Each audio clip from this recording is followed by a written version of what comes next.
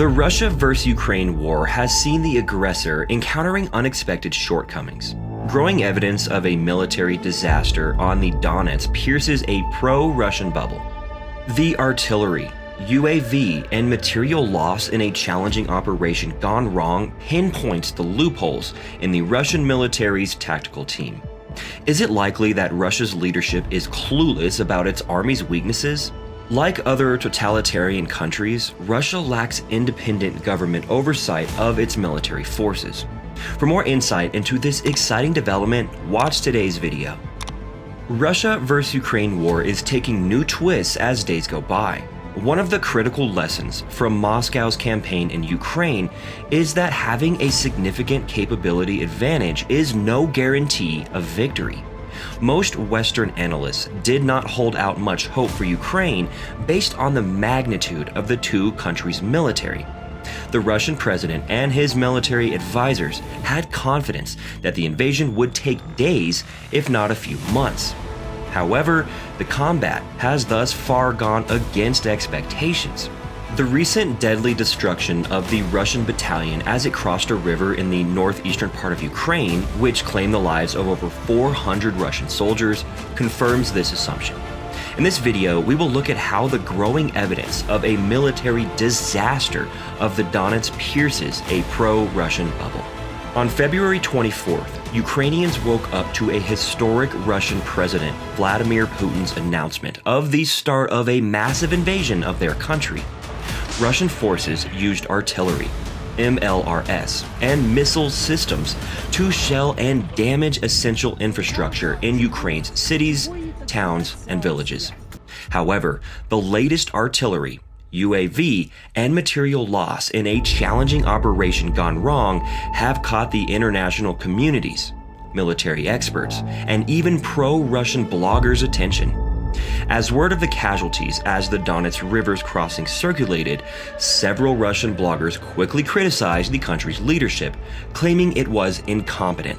On May 11th, roughly 550 troops from the 41st Combined Arms Army's 74th Motorized Rifle Brigade crossed the Donets River in the eastern Luhansk region in an attempt to encircle Ukrainian positions near Rubizny.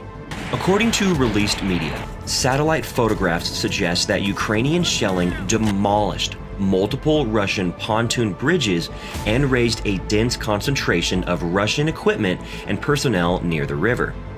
Last week's assault on a Russian battalion as it attempted to cross a river in northeastern Ukraine is emerging as one of the war's worst battles, with estimates gathered from multiple evidence now estimating that well over 400 Russian soldiers have been killed or wounded. The Institute for the Study of Conflict, a Washington-based research organization, stated that commentary by these highly read mill bloggers may stroke rising misgivings in Russia about Russia's chances in this conflict and the competence of Russia's military officials. The crisis looks to be bursting through the Kremlin's strictly controlled information bubble as the scope of what happened becomes clearer. Perhaps most notably, the Russian combat failure resonates with a cadre of pro-Russian warfare bloggers, some of whom are attached to frontline troops who have consistently posted to Telegram with assertions of Russian triumph and Ukrainian weakness. Yuri Podolyak is a famous Russian war blogger with 2.1 million Telegram fans. In a video posted on Friday, he claimed that he had shunned criticizing the Russian forces until the culmination of the recent events. The incidents, where at least one tactical group was torched, possibly two, was due to the Russian command's idiocy, he posted. Mr. Podolyak mocked the Kremlin's claim that the battle was progressing as planned.